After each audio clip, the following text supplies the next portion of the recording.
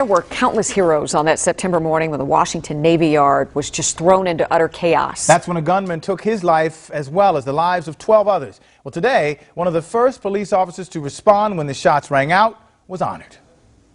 Corporal Keith Shibley is presented the Valor Award for his immediate response and courageous actions during the shooting rampage at the Washington Navy Yard on September When we found 6th. people, we would escort them out because we didn't know where the shooter was. So we didn't want to direct people out of the door when the shooter could be around the corner. So half of us would escort them out, half the team would continue, and then once they were escorted out, we would meet back up and go back in. Multiple shots fired, multiple people down. We didn't know if they were law enforcement shots or from the suspect at the time. They were on multiple levels as we were coming down the steps, but you could hear the shots while we were inside the building. Can you describe the faces that you were rescuing? It was shocked and scared. Some were calm and some were shocked and scared. It was just a mix of all emotions.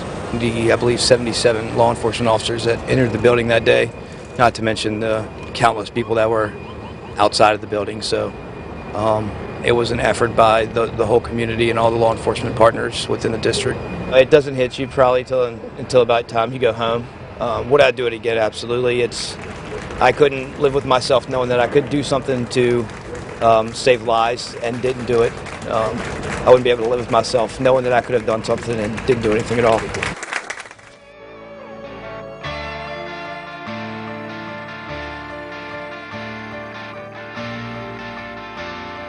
So I grew up in Richmond, Virginia. Both of my parents are of Lebanese descent. So I was raised pretty like old school, Middle Eastern Catholic upbringing. But it was fun, man. I got an older brother. I've got two younger sisters, and very big family. My mom's one of four. My dad's one of five. All my aunts and uncles and first cousins were all in the same city, pretty much. So it was a good upbringing. But the one thing that I tell this story usually just to kind of kick it off, and it'll flow into the rest of what we're going to talk about. But very close to my grandparents, and when I was 11 or 12, my brother and I were fishing with my grandfather. He knew that we liked fishing. We were trying to find a lake house on Colonial Beach out here in Virginia. We were all going to throw in and buy like a family kind of like vacation lake river house or whatever. So me and my brother were down there fishing, and he ended up he said he wanted to go eat lunch. He said, "You boys ain't catching shit. Let's go eat lunch." And I started laughing, and he just kind of collapsed and ended up having a heart attack and passing away. And I tell that story for this reason, because, after EMS comes and, work on him, there's really nothing you could do. I remember I was just bawling because my grandfather, I spent a lot of time with him. How old again? Were you? I was 11 or 12 years old. 11 or 12 years old. He was like in the restaurant business too. So like I grew up, as a little kid washing dishes, being in the restaurant, and we were just very close to him. And then, my dad came up and he kind of just snatched me up, and he just pointed at my tears and he goes, "You got to turn that shit off right now. You got to be strong for your mother and your sisters." And it was just like kind of like a switch, Loomis. Just shut it down. And it was just very early on. The way I was brought up, it was like men don't show emotion. If you have to do it in the closet or do it in a room where nobody else is at, but you don't outwardly show emotion. And then emotion is weakness. It's kind of what I was taught. And, no dig on them. That's how they were brought up too. I had a great childhood, man. My parents sent us to Catholic school growing up. And for high school, I went to a Catholic military high school. But it was pretty fun. It was an all boys school in Richmond, but it was a day military school. You didn't sleep there. You just went there in the morning, left in the evening. But it was kind of like a family tradition. My mom's dad graduated from that same high school in '56. My dad's dad graduated in '54. My dad graduated from there in 1970, and then we went there. I ended up graduating in '96. But it was fun, man. Played sports. Did all the stuff that normal high school kids do, played sports, drank on the weekends. Alcohol in my family wasn't a big issue. after a football or baseball game, we could go to my house and go in the backyard and drink beers. And my dad would usually, he's like, all right, who's drinking? And whoever was drinking just had to hand their car keys over to dad. He was like, y'all are staying the night. And we would just go back there. So they wouldn't like get it. They wouldn't give us alcohol, but they knew we could get it. And they were more or less like, I'd rather you do it here than somewhere else and then try to drive home type stuff. But alcohol was never really frowned upon, in my house. So, but the one thing I wouldn't do, like I wanted to be a cop for some reason. I wish I wanted to be a lawyer or a doctor or freaking something that made money, but I decided to be a police officer. My parents said since I was like 5 or 6. They said that's all I talked about. I wasn't good academically in school. I can't read something and retain it and take a test. I'm more of a hands-on type learner, but so school was rough for me and I wanted to be a police officer. So I knew there were certain things I could not do. So even though I was drinking on the weekends and stuff, like I wouldn't touch any kind of drugs. Marijuana was definitely big in the 90s in my high school. And I wouldn't smoke it. I think I smoked it twice. And that was because we do stupid shit for women. So I got a new girlfriend and she smoked weed. I think I smoked weed with her twice. And honestly, I didn't enjoy it, that much. And I knew I couldn't do it if I wanted to reach my goal of, being a police officer. So college was pushed on us pretty good. So I went to college. I went to Marshall University out in Huntington, West Virginia. And it was the same. I mean, C's, D's, didn't do too great. And the same thing there, I would tailgate for football games. I'd go to bars on the weekends, parties all, Thursday, Friday, Saturday. But it wasn't a big deal. I met my wife when I think I met her on my 21st birthday or a couple of days before or after. And we started hanging out and dating. And, that's how college went. And, a lot of stuff was thrown at me in front of college. Like, ecstasy started getting really big. Coke obviously was big. And I was around it all the time, but I just wouldn't do it. Like, I knew what my goal was and I wanted to reach it. And, drinking was good enough for me. So I didn't touch it. But, so yeah, man. So my wife was a year older than me. So she moved back to the DC area. And I quickly found out that I didn't need a degree to be a police officer. So I just quit college, moved back to Richmond. So we were about an hour and a half away from each other. Continued dating. I was doing, construction stuff. A bunch of my family's in construction. And I just started applying to police departments. And, right after 9/11, up here in DC, I got hired by the Airport Authority Police Department. It's like the Port Authority in DC that does the 2 major airports. And it was great, man. I think I was 22 or 23. Went to the police academy, finally started reaching my goal. Enjoyed the police academy, moved up here, moved in with my then girlfriend. And like, I was happy, man. My trajectory for life was kind of working out the way I wanted it to. So right after the academy, I got assigned to Dulles Airport, and Dulles has a long stretch of highway in between Reagan and Dulles. It's like 4 lanes each way. Then there's 2 lanes each way in the middle, and it's the main highway from DC into Northern Virginia. So I loved working the highway because you could get into the good stuff. You DUIs or stop a car with dope or bulk money or whatever. So I was working midnight shift. I think I was off field training like 3 months. So I'm like, for 3 months, I'm finally cut loose. I'm by myself. And I stop a car going like 30 miles an hour on the highway. And it was 30 in a 55 mile an hour zone. He's all over the road. He pulls over. I go up to the window, smell the alcohol. He's got liquid all over his shirt.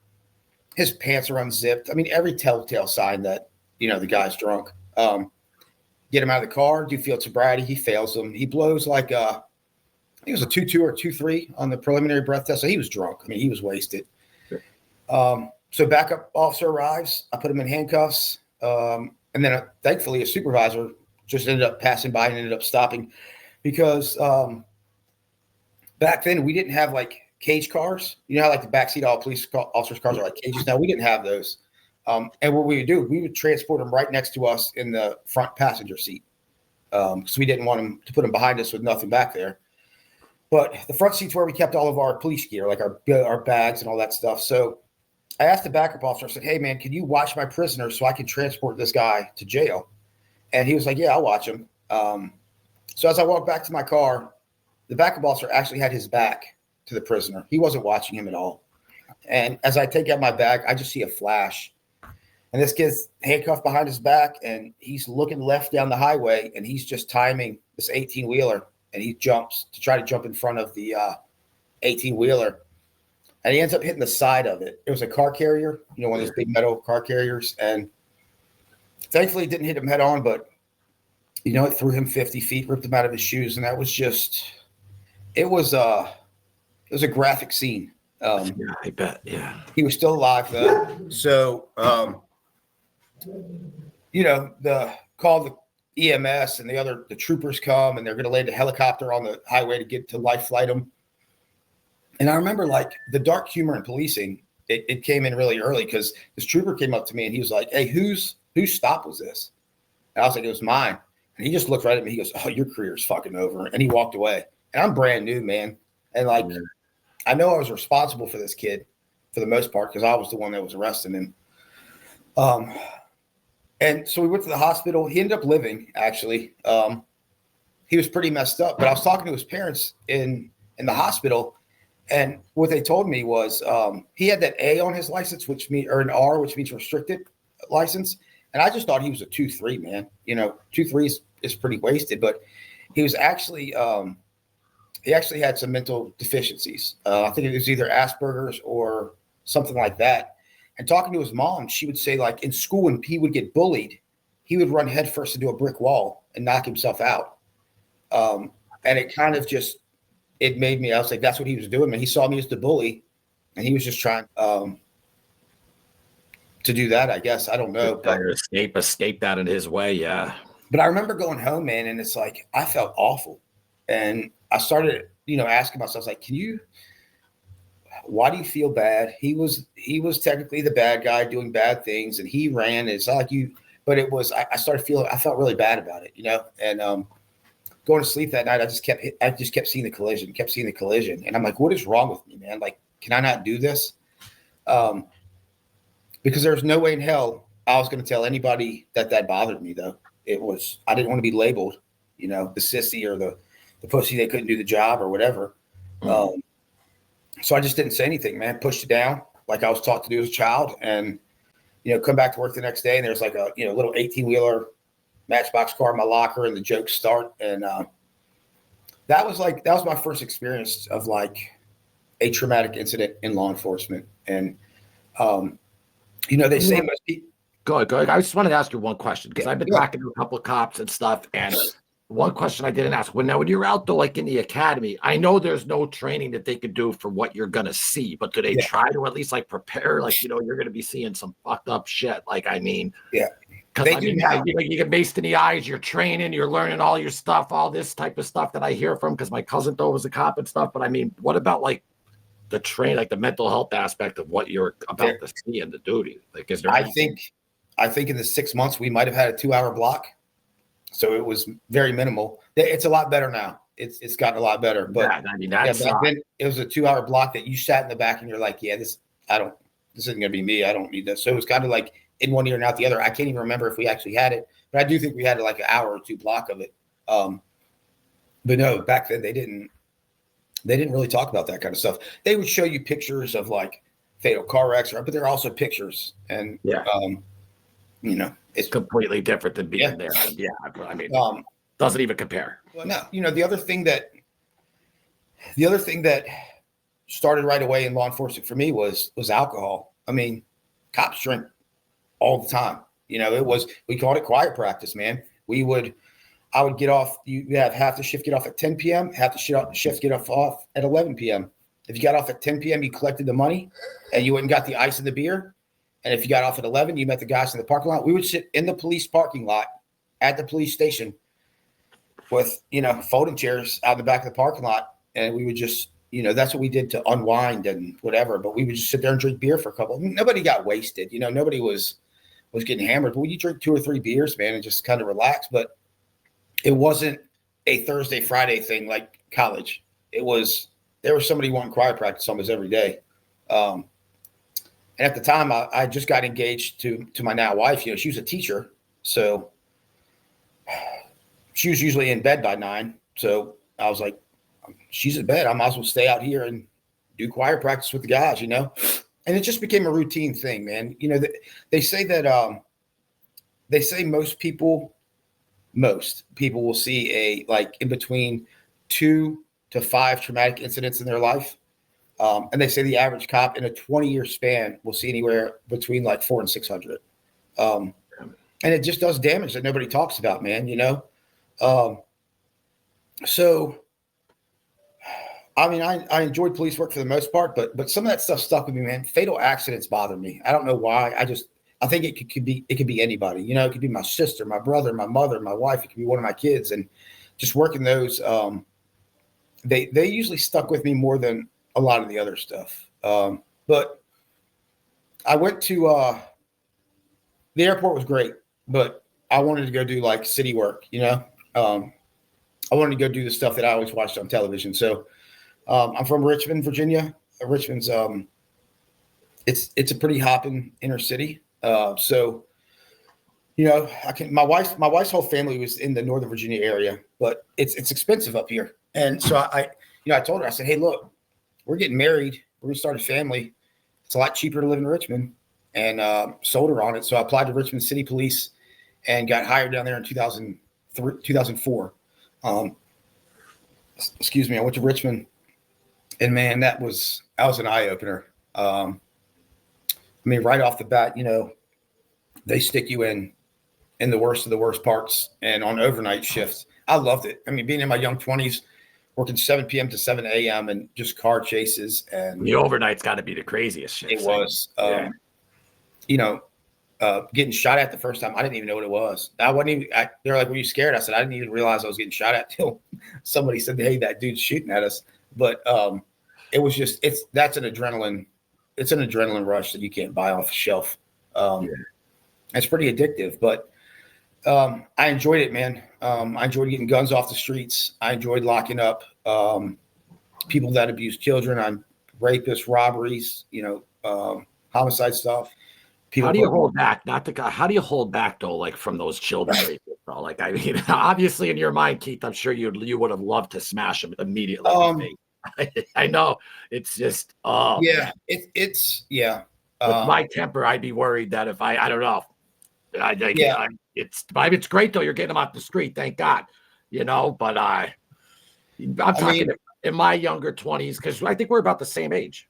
The way you're adding everything up. Yeah, I'm 47, 48, one of those two. 44. So around the same time period though. But I'm just thinking me in my 20s and my temper. I mean, I don't know. I'm sure I want it. I would do what you do. I mean, it's a lot easier said than done, but I mean, that's the shit though that eats at me the most. Yeah. I can say it was a lot easier to deal with those kind of people before cell phone cameras were prevalent. It was back in those days. There was no body-worn cameras, and there was really no cell phone. Where you're still working a Nokia flip phone back then. So, I mean, sometimes, especially with sexual assault people, we didn't really play with them too much. But it was those little things, man. They just kept sticking with me. Just the stuff that bothered me. Fatal car wrecks, anything that has to do with a child. I mean, even going into some of these houses, man, and it's like there's zero food. I'm talking zero food in the fridge, and this kid's, and it would get to me. But I mean, I enjoyed it. It was fun work, but Richmond was the same way as the airport. We'd go to 3rd Street Diner because they were open 24 hours. We get off at 7. We'd be at 3rd Street Diner by 7:30. And they would have drink specials for us in the morning. Like you get your omelets and your pitchers of beer or your Jack and Cokes. And the place was packed because you had the Medical College of Virginia right here. So you go in there at 8 o'clock in the morning and it's the night shift nurses, the night shift doctors, the night shift cops. And it was, if we didn't have choir practice in the parking lot, we were meeting at 3rd Street Diner. And it started becoming more of a routine thing. If you had a really bad night, you had booze. If you had a really good night, you had booze. And it started becoming more of a routine thing. But in, I think it was 05, I went to a call. It was the call came out as a car crashed into a house.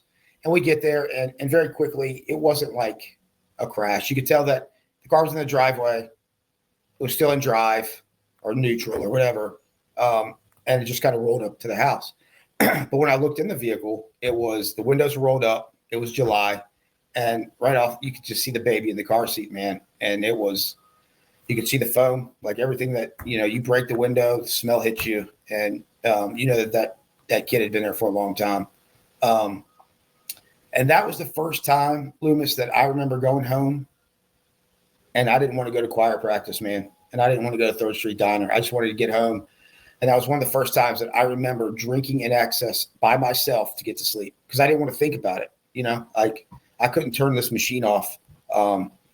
So that was one of the first times that I went home by myself and drank. And those days started becoming a little more and more, but it still wasn't every day. My wife would be getting up to go teach. I'd be coming home. I'd crack a beer. It'd start a fight.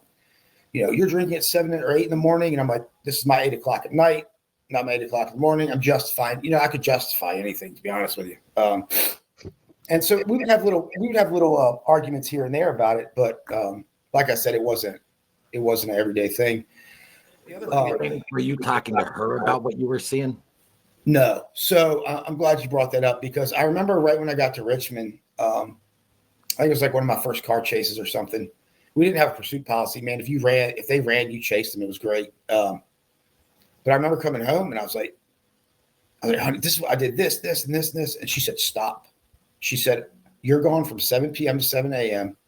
I already worry enough that you might not come home. I don't need to know fucking details. So I just shut it down from then, man. I still to this day never talk about work at home. I might say, hey, look, I have had a bad day. I need some time and go off a little bit. But like as far as details and stuff, I don't. So for the past 23 years, it's just, I don't want to tell her anything that's going to bother her or make her stay up at night. So, I didn't say anything. So it sucked, man. I couldn't tell my coworkers because I didn't want to be labeled the pussy of the department. I couldn't talk about it at home. I sure as hell was not going to go see a therapist because that just proves that I'm mentally weak and I can't handle my shit. This is how I'm thinking back then. But I'll tell you, one of the worst things to go to is have to do a death notification, man. Those are the worst. There was a car wreck on Jeff Davis Highway. My partner and I were behind a pickup truck going the wrong way down Jeff Davis Highway at about 70 miles an hour. And we're trying to get in front. It was 4th of July weekend, man. I'll never forget it. And we were trying to get in front of the truck to warn the people, or try to get in front of them to slow them down or something. And the truck crushed this hill. And then you just heard it, man. You heard the head-on crash, and the crash was so bad. It was a Mustang. I remember it was a red Mustang. There were two 17-year-old girls, one driving, one in the front seat, and a 15-year-old girl in the back seat. The driver and the girl in the back seat were sisters. But the accident was so bad. When everybody sees a crash or blue lights, everybody comes to watch. There's this 4th of July party going off to my right, and everybody's coming over to watch. So there's a line of like 20 people. And yeah, Loomis, that car wreck was so bad that for 45 minutes, these people watched that car wreck and didn't realize that 2 of those girls were their daughter. They had no idea. The car was just so mangled, they couldn't tell. So we had to go over there and make that notification, man. And like, that's a scream. Like you can hear that scream for that scream is just imprinted in my brain. A mother scream for like a child notification. It's just horrible. I've had to do a few. You ever have to do like knock on doors and that type of stuff? Yeah, we had one it was an industrial accident at Dulles where the kid was like 22, man, and he was those big metal trays at the airport that they put the bigger containers on and lift them up. Those metal trays weigh like 300 pounds each, and he had a stack of like 4 of them bungee to the wall or strapped to the wall. And I guess he didn't know how much they weighed, so he just hit the strap and it crushed him. And as we're working that, he passed away. And as we're working that, his cell phone's ringing, and I'm looking at it. It says "Mom" on it, She called like 8 or 9 times, man. And we went to her house to tell her.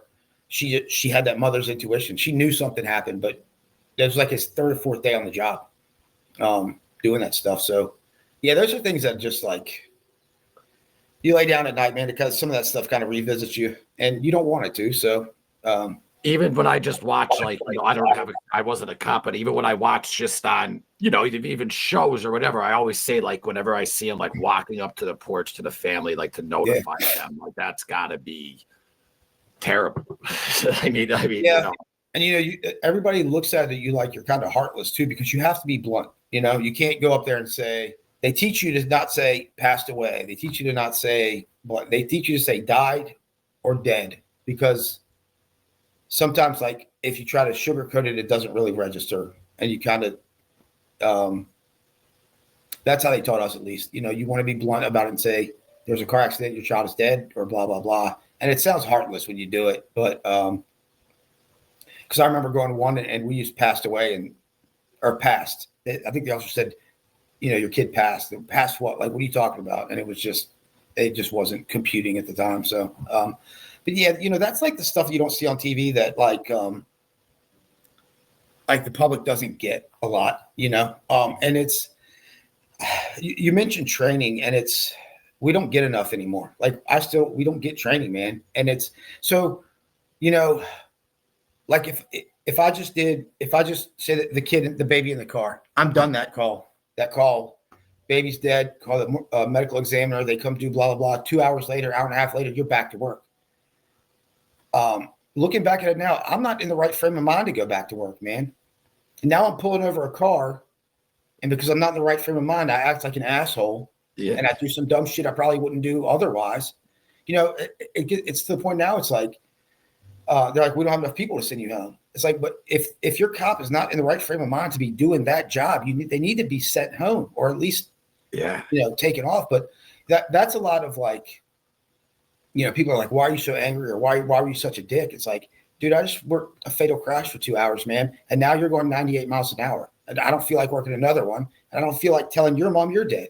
So it comes out as like anger, but it's, that's just some of the stuff that it was trauma that you didn't deal with, that it just happened not too long, a few hours back, and then you're already out there on the road. That's you would think after seeing something like that, they'd be like, hey, take the day, this or that. But so, and it's getting better. It's past like 4 or 5 years when mental health and law enforcement's become more of a hot button topic. It is getting a little better, but yeah, it was just suck it up and get back to work, man. That's how you're taught. And you're definitely not going to raise your hand and say, hey, Sarge, I think I need to go home. My head's not right. Like, there's no way you were saying that 20 years ago. It wasn't happening. So Richmond was fun, man. My wife didn't like it. It was cheaper to live down there, but my paychecks were also half of what they were up here. So it was kind of, she couldn't find she's a Montessori school teacher, and there's probably Montessori school in every corner in Northern Virginia, but there's none in Richmond. So she wasn't doing what she wanted to do. And, I was hospitalized a few times with just fights and doing stupid stuff because I thought I was bulletproof back then. And we had my son in 2005. And, when he was about 1.5, finally, after, I got staples in my head and my bone popped out of my hand and I had to have surgery, my wife's like, I'm done. She said, I'm moving back to Northern Virginia with or without you. I hate Richmond, blah, blah, blah. And I'd been down there for about 5 years at the time, 4 or 5 years. So I was like, all right, I was having fun, but that stuff does get old too. Going to domestic after domestic after domestic, it wears on you. And so I called my old department back up here at the airport authority, and I said, hey, are you guys, hiring? And they said, yeah. I said, can I come back? And they said, absolutely. So we moved back to Northern Virginia, and her mom's up here and her sister's up here, and, happy life, happy wife type of stuff, So we moved back and got my job back, man. And I was just worked at Reagan for a little while, got transferred back to Dulles because that's where I wanted to be. And then a spot for investigations came up. I wanted to be a detective, man. The show that really got me hooked into law enforcement was NYPD Blue. I don't know if you ever watched it. Yeah. I remember that.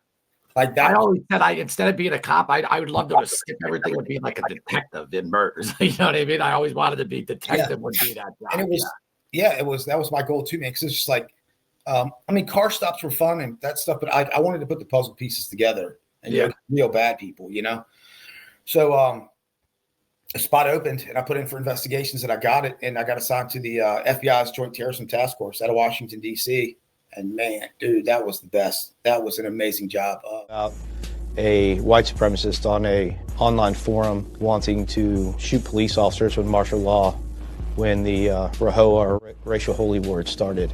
So we investigated him further. We noticed that he had made some threats to the President of the United States, the Attorney General. He's made several posts about wanting to make his AK-47 fully automatic.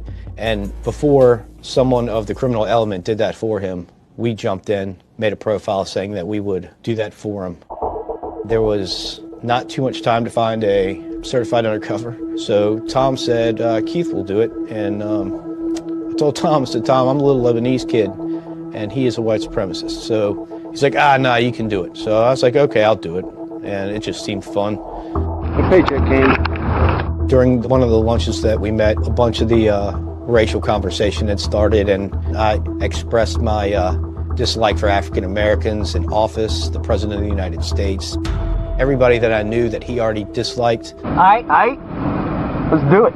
It isn't an easy thing to suit up as a bad guy and go in and deal with somebody who you know is a bad guy, especially when you're talking about knowing that you have guns involved in the investigations. We know through history of law enforcement these types of cases have gone bad and police officers have been injured and killed during them. Is there special training with the FBI to go undercover? Yeah, there is, but I don't believe I'm at liberty to discuss the training. Go down that road. Okay. Met with him again for lunch, and he had brought his AK-47 in a case. He wanted it to be fully automatic and semi-automatic so that he could take it to gun ranges and nobody could tell that it was illegal. So the gun went down to Quantico, and after the gun was made fully automatic, called up Doug Story, met him at another restaurant, and we did the exchange in the parking lot. You can see the hammer. I'm holding the trigger down. You can see the hammer just coming back up. I showed him how it worked and the changes that we made, the parts that we had put in. I mean, unless somebody really inspects this bitch, you're not going to know it's modified. Fuck no. So.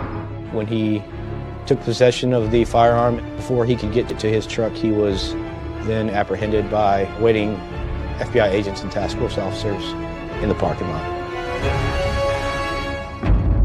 Because he did not have a criminal background whatsoever, he was only sentenced to 12 months in prison. At that point, does he learn that you were undercover? Because of court, trial, discovery of evidence, he knows who was undercover, who was working for the federal government. He knew it was me. Do you worry about him being outed? Since I've been doing this for 13 years now, I can't remember all the faces of the people I've arrested, but the people you arrested will definitely remember your face as the person who took away their freedom. There's always that thought in the back of your head that you'll get noticed out there one day, and who knows what will happen. It took about a year to get my background done, but I ended up, having a top secret TSSCI clearance with a polygraph. They swear you in as a U.S. Marshal because it's easier that way, but they basically treat you just like an agent. I mean, you have the same caseload, you do the same work. And I got put on a domestic terrorism squad, and it was I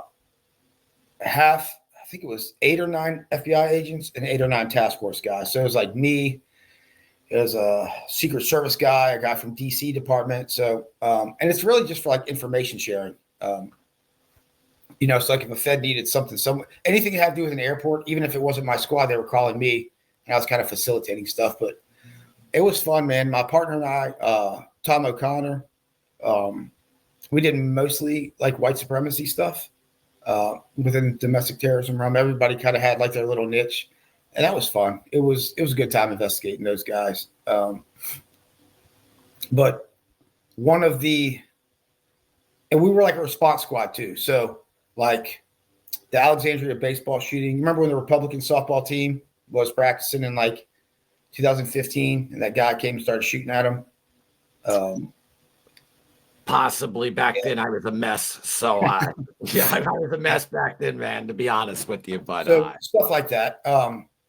Any big events or big crimes, like we went to a couple active shooter things and the Family Research Council, the baseball shooting, and later into the Navy Yard. But we would respond to those things and we would determine whether they were like local or rose to the federal level. And if it was federal and it was domestic, we'd take it. So it was fun, man. And I wanted to do more because,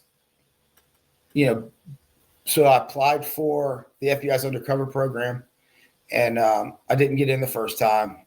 Got in the second time, and that was just a whole new level of. I liked it, man. I did a lot of online stuff. I did a little bit of in-person stuff, but a lot of stuff I did was more online, especially during the ISIS days because of my Middle Eastern heritage. I kind of played like an ISIS facilitator. People that wanted to go fight with them, we would, try to link up online and then getting them that way. But it was fun, man. But one of the things I didn't anticipate is like you build a relationship. Undercover is building a relationship and then deceiving that person. So, I was pretty good at the relationship part because I could kind of fit into like whatever kind of group. I could go to church and be the church Keith, and then I could go here. But yeah, like one of the first ones I did, man, it was like takedown day, and we were sitting in a restaurant eating, and this guy comes. His name's Doug Story. He came in. He was buying a fully automatic AK-47. He thought he was a Nazi. He thought the racial holy war was about to start, and he wanted to be prepared for the racial holy war. He was like a neo-Nazi type. Yeah. Okay. So we're sitting in a restaurant, man, and I'm nervous because it's like my first takedown day. And how long were you with them? I don't know how long that one was. Ballpark.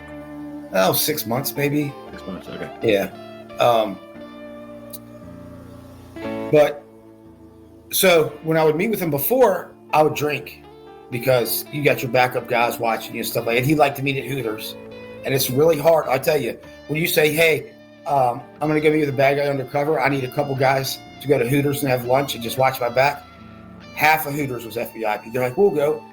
You had no problem with people volunteering to go to Hooters for their work day, but it was, but you could drink, you just couldn't get messed up. So, but the takedown day, I couldn't because if all hell broke loose, I need to have the right kind of mind. So I remember he came and sat down, and I was eating an appetizer and had a sweet tea.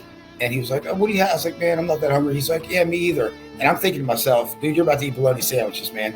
I said, Doug, we got time. I said, man, he did. He got a big burger and some, like, I don't know, frozen drink or something. But yeah, it was. So I got arrested too.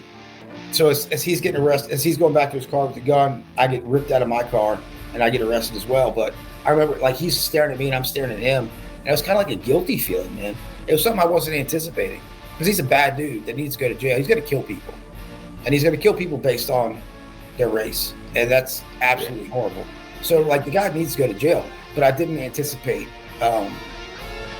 like, just a little guilt that I had, Because, like, you befriend these people and then I've never been one to befriend you and then fuck you over. That's just not in my DNA. And so it was just another mind game that I had to wrestle with, but I enjoyed it. I was pretty good at it. But getting a neo-Nazi off the street like that is going to kill people. Oh, what was it though that really affected your mind? Did you like the guy a little bit? It's the fact that you get to. So like when you're doing a case, you see him as a neo-Nazi that goes to jail, and then when you're meeting with him, you get to see the person. Yeah. You get to see the husband and the father and he had a government job. He provided for his family. He was just a racist prick that was going to do bad stuff and had to go to jail. But you just because you want to befriend them, and then like the easiest way to do like undercover stuff is to keep all your shit as close to the truth as possible, so you're not lying that much. So you find out their similarities, and then you find out you have same. Like I like guns. I love shooting guns too. We sit there and talk about guns forever, Um, and you just find your similarities, and you're like, okay, like if you weren't a racist prick, you might be a pretty cool guy to hang out with, type deal, you know. But it was, it was just a different kind of wave of emotion that hit me, and I don't like emotions, man. You know, that's what I suppressed all. Unless it was a good emotion, I suppressed it all, and I didn't want to show it. So, but I had a good. It was a good gig, man. I ended up doing the whole FBI thing for 10 years. But in 2013, the Navy Yard active shooter popped off, where Aaron Alexis went in to the Navy Yard and just started killing people. This one I heard about. Yeah. So, you know, my partner Shay Matera, he was a DC police officer. We got along great, man. He did like deep cover stuff for like 10 years. Like people didn't even know he was a cop anymore. But Shay, it was just me and him at work. For some reason, I got to work early. I don't know if you know this, but most feds work Tuesday through Thursday from 10 a.m. to 2 p.m. That's usually when most of the feds work. Their days are really. I'm just joking. It's a joke with them, but. Oh, okay. So it was just me and him there, and my boss comes running out and says, "Hey, man, there's an active shooter at the Navy Yard. You two get there." And so we just jump in my car, and it's about a mile and a half, I guess. And we get to the entrance of the Navy Yard, and the gate's shut. So we got to jump out of the car, put my vest on, so I'm in plain clothes, put my police vest on, and run the 2 blocks to the entrance. And at first, the captain, the DC police captain, didn't want to let us in because we had plain clothes on, and he was worried about like a cop-on-cop shooting. But we had our vest on that said police, and Shay's a very convincing guy, and it was his department. So they ended up letting Shay go in with a group of 5, and we didn't have like rifles. We just had our pistols. So Shay went in the middle of a stack of 5 people. So he had 2 uniforms with rifles in the front and back of them, and he went in with them, and then I went in with the next group of 5 in the middle. So we got split up, but as soon as you walked in, for the first time in my career, like I was worried about, usually in police work, the oh shit factor happens, and then you realize it happened and you're alive, right? So because it happens usually quick, and for that 2-block run and entering that building, I had time like, this could be it, dude. Because we got a call for 2 Middle Eastern males with AK-47s. That's how it came out over the radio. So I'm like, first of all, this vest is going to do absolutely nothing to a rifle round. It's going to go right through both sides of it. And I was scared shitless, man, to be honest with you. But it's like a scared adrenaline thing, man. It's like just like your scariest roller coaster. You know, you're scared, but you still want to go do it. So we enter the building. The first thing you see is the deceased security guard. Like, you have to step over him to get into the building because he's right at the door. And it was an atrium. It was a 4-story atrium. And I remember going in there. I was like, man, if he's sitting up on that like 4th floor, like we're all just done. Yeah. But luckily he wasn't there. And we started going through this building trying to find him. The building was 2 city blocks long and 4 stories high. And because it was a military installation, it had like secret and top secret areas to it. So, you know, like your regular desks, cubicles in an office building, it had all those, but because it was sensitive information, all the cubicle walls were 5 feet high. So you couldn't like, it was like a maze trying to find this dude. He could be around any little corner.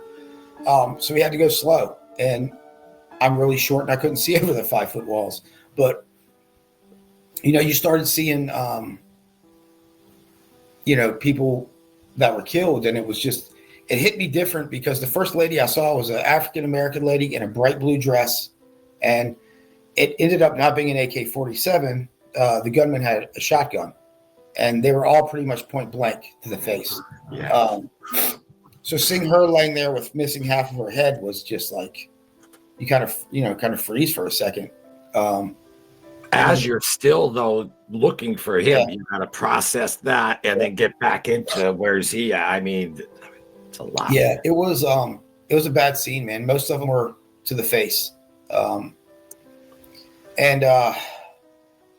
we're going in and out, we're finding pockets of people that are hiding in place. And then 2 of us would escort them out while the other people went. You'd link back up with more people and go back in. So I went in and out, I think about 4 times. And then the SWAT guy started showing up. And I was like, at this point, I knew that the one gunman had been killed it was a DC police officer and a park police officer that ended up taking him out. But the call came out for 2 people. So we're still kind of searching. And it was a clusterfuck, man. Everybody's on different radio channels because you got 8 million departments in DC all responding to one thing. So nobody knows what anybody else is doing. SWAT teams start coming. And now to get into locked doors, they're breaching them with shotguns. So now all of a sudden you start hearing gunfire again. You're like, all right, maybe there is a second one. And it just took a while, but they ended up, once we figured out there wasn't another gunman, they cleared everybody out. And then they had like Park Police SWAT team go to floor 4, FBI SWAT team go to 2. And then they just cleared their floor. But by this time I was out and I was done. But because of the nature of the shooting, it was federal. And that's my squad's responsibility. So, Shay and I link up, we start looking at video. They had a big video room and we just started doing our investigative job. I remember me and Shay were walking out of the building and I looked at him, I was like, dude, I'm starving, man. I was like, it's gotta be lunchtime. Because the call came out about 8 o'clock in the morning, 8:22, I think was when we got there. I said, it's gotta be lunchtime, man. And I finally looked at my watch and it was 5 p.m. Like I had no concept of time. I just looked down and my wife had called me like 16, 17 times. Because she said she heard it at school that was going on. She goes, I knew you. She said, I just knew you were in there for some reason. So she was a little upset because, it was like 8 hours later that I called her back. But then it started like, a lot of times in policing, it's not really the traumatic event. It's how you're treated afterwards. That's 50% of it to me. It's not all that. It's how you're treated, man. The FBI ended up setting up a command post, and we went up there to see what was going on and see where all our other squad mates were, and we just got hammered, dude. Why did you go in the building? Why did you self-dispatch? You're representative of the FBI. We don't do that. We were here to do the investigative part. We're called rogue task force officers. Because as a cop, we're taught to go in and take care of the threat. But the FBI was like, you should have gone to the command post and wait further instruction. And that's not what we did. So now we're facing disciplinary action because we went in the building instead of going to the command post. And we were told to go back to the office. We were told to write a report on everything we did, everything we saw, everything we touched, blah, blah, blah. So me and Shay go back, man, and our desks kind of face each other. There's like a walkway in the middle. I'm just staring at my screen. It's not even turned on. It's just my screen's black, trying to comprehend what I don't even know what the hell just happened, man. I'm trying to compute everything. And like any good cop, Shay just looks at me and he goes, Shibley, fuck this. Let's just go to a bar. I was like, that sounds like playing, man. And we just got up and left, went to a bar, man. Because that's what we did. When we couldn't figure stuff out or we had a rough day, that was our go-to. My police department ended up giving me a commendation for going in there. So, I mean, that was nice, but I didn't realize how much that day affected me because getting to sleep without drinking, now it was like, I got to have at least 2 when I go home. And there was at least 3 when I go home. And then it was slowly progressing. I mean, it wasn't something that I had to have all the time, but it was something that I was having a lot. Shortly after the Navy Yard, I've got a disc issue. Like it's just genetics, disc degeneration disorder or some shit like that. Well, I also didn't go see doctors because I don't need a doctor because I'm not a pussy. So, but my back was bothering me, and I let it go, and I let it go, and I let it go. And it got to the point where I couldn't put my shoes on, and my right leg was going totally numb, and my discs in my lower back were just exploding. So I finally went to the doctor, and he was like, "All right, you got like 2 really bad ruptured discs. We can do surgery, or we can do epidural shots in your spine, and hopefully shrink it. But the epidurals are going to take some time. I mean, you can only get like one every couple months." So I was like, I don't want to have surgery, man. I've heard nightmares about back surgery. Let's just do the epidurals. So got my first epidural that day, and the doctor gave me a prescription of opiates, man, Percocet. And when that very first one hit my body, it was game over, man. I love that shit. Loved it. Fell in love with that stuff immediately. I'm only smiling. I know exactly what you mean. Yeah. I mean, it just, I guess it puts some people out. Loomis, I take that shit and I'm cooking and cleaning. You know what I mean? I feel whole. Yeah. Like I feel full. Like, you know, exactly. Yeah. It's just the whole feeling of good. I just felt good. So it took away the shit in my brain, man. And I could sleep like a baby at night. And I was just like, it was my miracle drug, dude. This is what I was talking about. Like, this is it. And like I said, I never did drugs growing up. So that part's not even clicking yet. Like you shouldn't like this much was not even computing. I was just like, the doctor's giving it to me. I have to have it. I'm in pain. So there's nothing wrong with it. Yeah, man, it just made me a whole different person. So my back's feel, you know, I'm doing the shots, I'm taking the meds, I'm going back to work, I'm still getting all my work done. Waking up, you know, wake up early and take one. I'm off to work, man, and it's just like I'm working. So, and I was still drinking on top of them on the weekends and stuff. I mean, I was still having beers with the boys on top of it. And I remember, like, I don't know how many months into it was, but I started going through them a little too fast. You know what I mean? Like, one every 4 to 6 hours started being like one every 2 hours. And then, so I didn't know what was wrong with me because when I ran out, I thought, I was like, why am I always, I'm getting sick an awful lot. I thought I had the flu. I was like, I'm getting sick. Like, what's going on? I didn't know what it was, man. I had no idea. So, you know, I go to the doctor and I tell him, I said, hey, doc, I said, I might be getting hooked on this stuff. It started, you know, just, it was little voice telling me like something's not right. So I was like, he's like, why do you say that? And I said, well, I got to take 2 instead of 1 because 1 doesn't take care of the pain. He goes, nah. He goes, what I gave you is not strong enough to get addicted like that. He goes, your body's getting used to it. We just need to up your dose. I was like, cool. You're the doctor. You know what I mean? Yeah. So, you know, we went from 7.5s to 10s, and you know, get 120 of those things a month. Perk 10s, yeah. And then the same thing, man. You know, I was taking them, and it was just, I don't know. The time frame is now foggy. I don't really know how, like, the time frames of like when I went from 7s to 10s, but after being on the 10s for a while, I knew what the sickness was. I knew I was dope sick when I didn't have it, and it is the worst fucking feeling imaginable. And your brain will tell you to do anything you can not to feel like that. There was still that line, like I knew I couldn't cross, you know, I knew I can't go into DC and buy, you know, I knew I couldn't do that. But so I would doctor shop. I'd go to my back doctor and he'd give me Percocet. And then I'd go to my regular doctor and tell him I prefer Vicodin. So I'd get those because they'll, you know, and I was doctor shopping. It started causing problems at home, man, because I started running through them.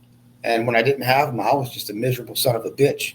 And I would drink more because I didn't want to feel the dope sickness. But the alcohol made the dope sickness worse anyway. But I still kept. I was just going to say that. It does, yeah. It's absolutely ridiculous. And at this point, Loomis, I knew I was addicted to it. And I didn't fucking care. I did not give a shit. So I went back to the doctor. And I said, hey, man, I think I'm getting used to these. Can we up it again? And he said, sure. And he upped it again. And that was a pretty rough road. My home life, by this time I had my son and my daughter. My home life became absolute shit. I'm popping pills and drinking 2 tall boys at 8 o'clock in the morning to go coach a football game. The millions of fights over absolutely everything we had, all my fault. Never got physical with my wife or my kids, but the stuff that came out of my mouth was fucking vile. I said the net. Yeah. The same with me. You know what it is? I think it's because internally we're embarrassed in a way too about it. At least I know I was with it. And every time though, my fiance though would be like, I know where you win or whatever. I would scream like, nah, you blah blah blah. But that was just me like screaming out because I didn't want to deal with it, or just go in the room, my own little room and man cave and slam the door and get away. But yeah, I think it's just like it's a subconscious embarrassment though, because it is. It's 100% embarrassment, man. Because I knew I was addicted and I tried to stop on my own and I couldn't. So now like I'm in the bathroom in the basement, where I had my vodka bottle and just staring at the mirror, man. And I'm just like, how weak are you? Like, how fucking pathetic and weak are you that you can't stop this? And it's just that internal addictive fight in your brain where it's using against your will. It is. And it's hard to explain to people that haven't lived it because your brain, you've literally like, I'm not doing it today. I'm not doing it today. I'm not doing it today. I would be driving home from the FBI office and say, I'm not stopping at the liquor store. I'd pass the liquor store that I usually go to, and then I'd pass my house. And then I'd be at the liquor store 10 miles down the road with a bottle in my hand, wondering how the fuck I got here. And it was just, or did you ever have the one though, like where, you would take a no at night, and then while you're on them, you're like, I'm not going to do a no tomorrow. This is the last. This is the last. Yeah. Then tomorrow comes. You make it for about 10 seconds. Yeah. Or you space them out. You're like, okay, I'm going to have 5 today, 5 tomorrow, 5 the next day. And then the first day, you're like, all right, well, I'll have 7 today. Then I'll have 5. But it was miserable, man. It was a miserable existence. Yeah. But I'm the only cop in my department with a top secret clearance other than the chiefs. I answer to the chiefs. My ego is up here because I'm the only one that can do that. Every time my FBI phone rang, I had to go save the world. I thought I was super fucking important. I put my family here and my job here for over 10 years, man. Because kind of how I was raised too is like women stay home with the kids, and your sole job as a man is to provide. So as long as I was still providing, fuck you, I'm doing my job. That's what that's what I'm telling myself. And it was messed up, man. So I knew I couldn't sustain the pills like I was doing. So I finally went back to my doctor. I'm like, dude, he was getting mad at me because every time I'd go, they make you pee when you go to the pain clinic or whatever.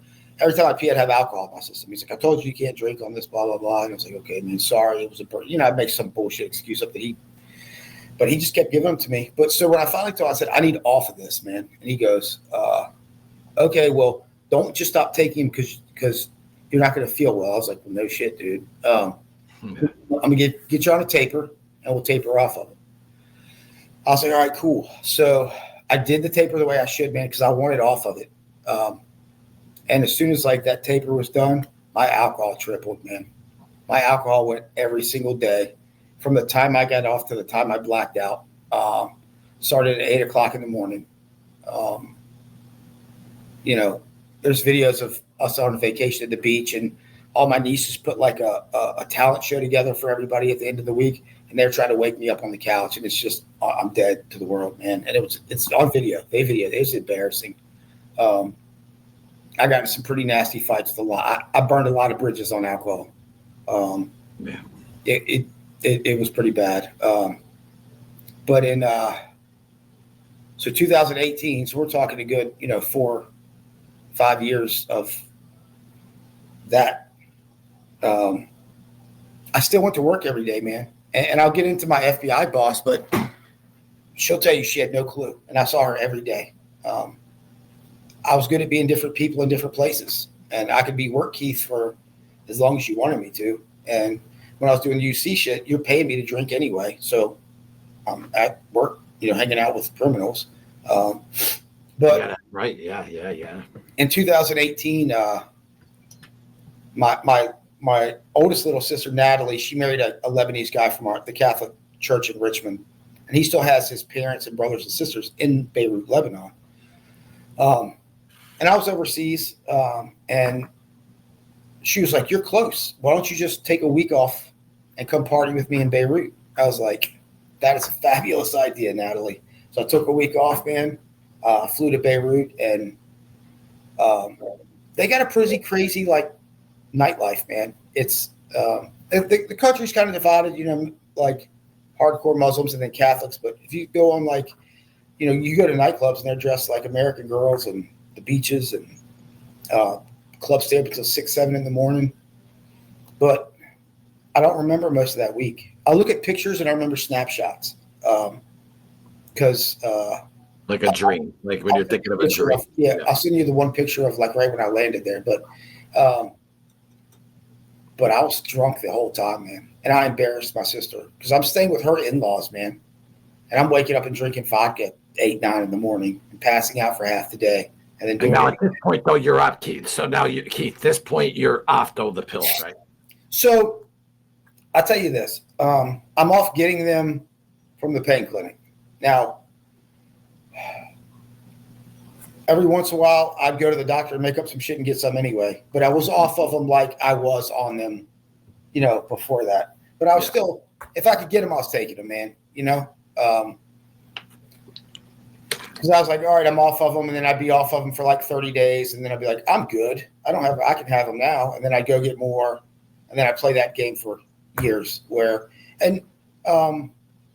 Yeah, man, family, friends, you go there, and they got something in the cabinet, and that kind of just scumbag shit. But it was mainly alcohol at the time. After that week, I fly back to Europe to finish some stuff, and my sister flies to Dulles because Richmond Airport's small. So she flew to Dulles. She was going to stay at my house with my wife, sleep off her jet lag, and then drive to Richmond the next day. And I never expected this from her because Natalie was my party buddy, man. She loved her weed and her, maybe a Zanny bar here and there or whatever, but she could do that and then not do it, and then do it. And that she didn't. She wasn't like me. She didn't have whatever's in here. Yeah. So she flew back. She flew to Dulles, stayed at my house, and unbeknownst to me, she sat my wife down and goes, "I don't really know what's been going on here, but I can tell you what happened last week, and the amount of stuff that Keith put in his body is insane. And if he doesn't get help, he's going to fucking die." So I didn't know that conversation happened. But so I come home like 2 days later. My wife is super nice to me. And the detective in me said, something's not right here because you're awfully nice. But I'll take the win. And the next day, my family shows up from 2 hours away. My father, my mother, down, whatever. Intervention.